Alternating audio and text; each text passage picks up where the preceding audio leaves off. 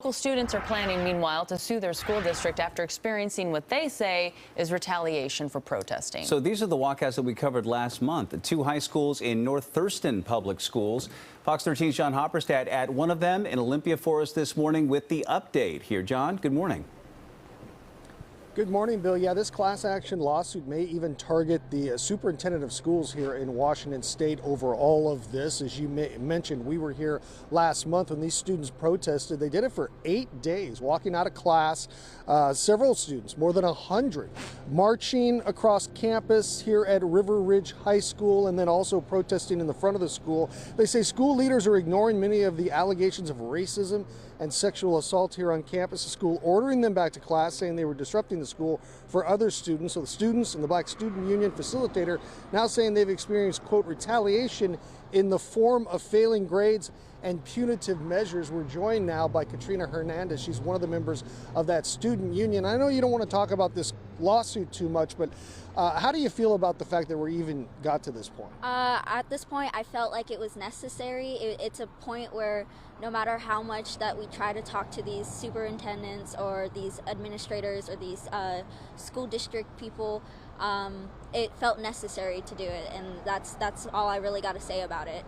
Now, you were protesting racism on campus, sexual assaults, and then the response from the school.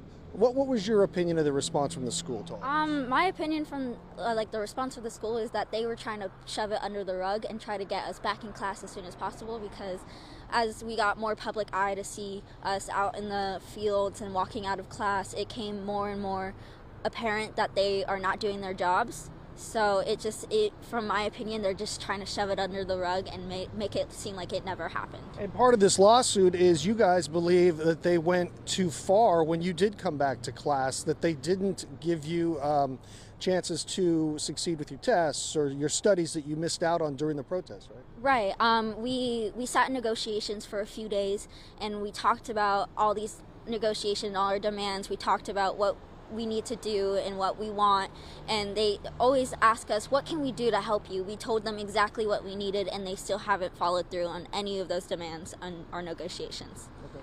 And you personally have suffered from this, at least with your grades, right? Yes, personally, when I came back, there was a few teachers that were not very kind with my accommodations. Like, I would have to physically go hey, I asked for these accommodations, and I still see these assignments having late penalties and stuff like that, and I've suffered sports-wise too. So it's just I have my heart and soul in this protest. These kids are my kids, they're my family, and I will do anything for them. So I will put myself in jeopardy to help these kids. You did 8 days of protests, but you're telling me you probably won't see you out here doing that again. As of right now, that is not the plan. I'm not saying it's not a possibility, but as of right now, we want to keep these kids in class so that they don't have to fail.